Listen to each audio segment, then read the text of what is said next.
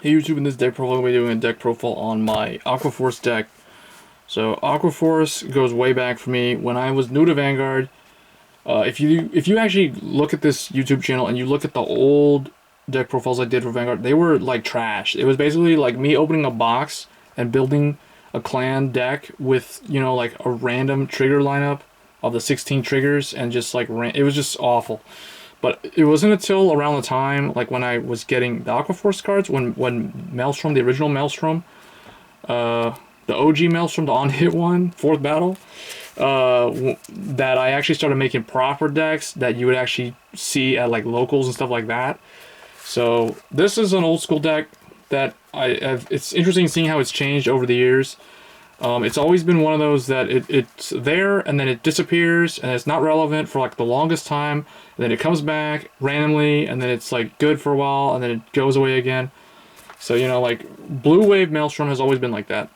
So this is the Maelstrom deck. Now, unfortunately for me, I was not paying attention to Vanguard. I wasn't part of the game when the original Maelstrom got remade. But I do have one of him, so we can actually show him here. I've only got one. So obviously I'm going to run him to try to help Glory Maelstrom out, but this is more of a Glory Maelstrom deck than it is just a pure Maelstrom build. So one, Blue Storm Dragon Maelstrom. He's a decent first turn 3 ride. If you don't open up with him, it doesn't really matter. You usually want to ride Glory, and then you'll re-ride Glory. If you do this and you go into Glory, then that's fine. But Glory into Glory is also fine, because he immediately makes the opponent only be able to guard with one card per battle. So we run one of this guy just because I have him. If I really need like 2 more of him, and then it'll be more consistent in terms of being able to see him in the game. But I am running 4 Glory Maelstrom, so I did get back into the game recent enough to be able to pick up the Glory Maelstrom. So I've got my Glory Maelstroms and my 1 Maelstrom. So that's the Maelstrom. So 5 Maelstrom targets, but really Glory Maelstrom is your main win condition or winning image. I'm running 2 Diamantes. Unlike Glory Maelstrom, he's not that hard to find, even though they came out together in the same set. It was like EBO2, which was like summer. I think it was like August 2018, which is when I was not really paying attention to Vanguard. So that's why they're pretty old. This guy came out in like last year, like a year after those guys have been out. So 2 Diamantes because he can allow you to restand him. And if he swings first, he is permanently 15 until end of turn. So a lot of people forget that. When he attacks, it's the first battle of the turn, he gets 3k power. And that's permanent. So if you restand him by any other means, whether it's his own effect, you know, he can't restand on first battle, but what I'm saying is, like, if he restands by any other means, he keeps that power. So, yeah. And then next I'm running 2 Riptide. Riptide is really, really good at pushing for game. He's basically one of the cards that you want to put on one of your Excel circles. He does not have the gift marker, so you don't really want to ride him. He has no Vanguard effect either, so he'd be a terrible ride. We only run 2 of him, just in case you're up against like Narukami or somebody who likes to blow them up. You actually have a chance to bring him out again, because you run 2 of him. So 2 of him, so it's 9 grade 3s in an Excel deck, which isn't that bad because Excel is very front line heavy. For grade 2s, we need our multi-attack enablers, so we run 4 Algos. Algos, in my opinion, is still one of the most consistent self-restanders, mainly because he has a grade 1 that helps search him, and he's a trial deck card, so he's very easy to get. So he's also a good turn 2 ride, just because he allows you to do an early game rush. But he is pretty resource heavy though. So 4 Algos, because he's really good. Next we're running 4 Coral Assault. Coral Assault is also really good. This is your this along with Riptide are your 2 big number attackers. So 4 of him because you need the big number attackers. The only other grade 2 I'm running, I used to run Shotgun Assault until I managed to get my hands on a place at a Tile Assault. But I decided to run 3 of him instead of 4 of him because I have 4 Algos already. Diamantes can also restand if necessary. So I have multiple ways of getting to like 3 and 4 battles.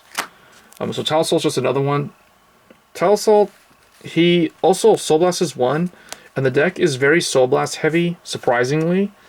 So that's why I feel like 3 of him is good enough, because I would opt for more Coral Assaults, because Coral Assault can also put himself into the Soul to draw a card if you need to, which is kind of very rare to happen, but there are decks where you would prefer to use that effect, like against, say, Narukami or something. So 3 Tile Assault, 4 Algos, and 4 Coral Assault.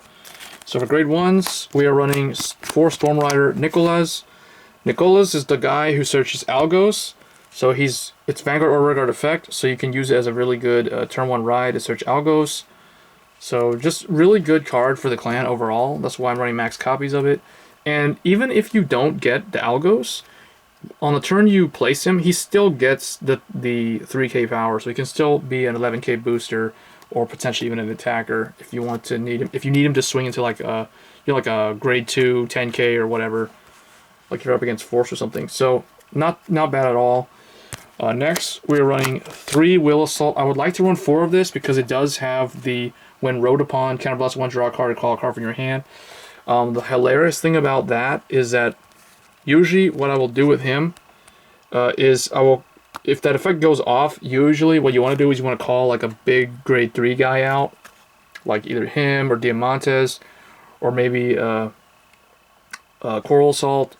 Usually it's not necessary for the grade 2s and 1s, but it does help you. The idea behind this effect is that you call out a grade 3 early, something like Riptide or Diamantes, so that you can get your superior call at 3, and that sort of helps you, because like if this was the only grade 3 in your opening hand, and you rode Will Assault, you rode on top of Will Assault with, say, like Algos, for instance, because you searched him with this guy, or whatever, you drew into him, or you already had him, then you can use Will Assault to call out Riptide, so you don't have to worry about riding into Riptide, because you don't want to ride Riptide. Like, I'd probably rather G-Assist than ride Riptide, because I want to use him as a grade 3 that can swing as a regular on 4th battle to get that big attack. So there is that to mention. So 3 Will Assault. I kind of want to run 4, but I feel like it's more important to run other cards besides him. He does also have that effect that allows you to swap the position of 2 rear guards, like that old school playstyle that Aqua Force was known for in the very, like in the old school Maelstrom deck, for instance. Cards like Storm Rider Basil, Storm Rider Diamantes, Eugene, those guys that would flip their position. Will Assault has that ability as well, and he doesn't counterblast for that anymore either, which is nice. Next we're running 4 Light Signals Penguin Soldier. Now I don't know, I feel like you could either run 3 of him and 4 Will Assault, or do like me, like run 4 of this and 3 of this. I like him because he allows your restander to be independent of the booster. So he can like rest himself and give Tile Assault 5k, so Tile Assault can swing first and then restand, and then still have the power because he was the first battle. It just allows you to do so many cool plays like that. And the other thing too about him is he's your counter charger. So that's why we run 4 copies of him, so that we can counter charge consistently. And then the last grade 1 I'm running is Calm Assault. Calm Assault I used to run before I had Penguin Soldier, because I didn't have Penguin Soldier until recently, or Will Assault. I was running like 4 of this and that Siren grade 1 that when a attack hits that it boosted, you can put in the soul to draw a card and then choose one of the opponent's rear guards and retire. I was running that before, but now I'm running these, so I only run 2 Calm Assault. Calm Assault is surprisingly very good because it's when your unit attacks. It's not when he boosts, it's not when he attacks, it's not when the Vanguard attacks, it's when your unit attacks. If it's the third or fourth battle of the turn, Soul Blast 1, and that unit gets plus 5k power. So that is very good with Coral Assault and Riptide. Is usually when I use his effect. But remember that his effect only works on 3rd or 4th. Does not work on 5th or anything less than 3rd. So he does Soul Blast 1, so we tend to run out of soul pretty quick if you use him like multiple turns or multiple times per turn. Next, I am running 4 Emerald Shield Peshel. I don't know, it's kind of like, I am tempted to kind of like run the grade 1 Sentinel so I can run fronts and crits at more consistent lines or lineups, but for now I am actually running surprisingly, I am back at running Rainbow. Just because a lot of people say run 8 fronts and 4 draw PGs. I hate running fronts and draws. I just don't like it because if your opponent knows you're not running criticals, if they figure it out, if they like see you check fronts and draws and they never see criticals show up, they'll become overconfident in being able to block your attacks when you have your Glory Maelstrom effect. And I feel like when they YOLO and no guard you, and you check a crit, it's just so much better, like if they're at 4 damage especially, compared to if they were like at 4 and you're checking fronts. Now, granted, you could still probably close out the game if you're running just fronts. I have been running 8 fronts. I have tested it. The problem is you're more prone to allowing them to 6 damage heal you, or heal on 5 damage and stay at 5 damage, or, you know, it's harder for you to just straight up kill them with just fronts, even though the deck may appear that it can benefit from just running all a bunch of fronts.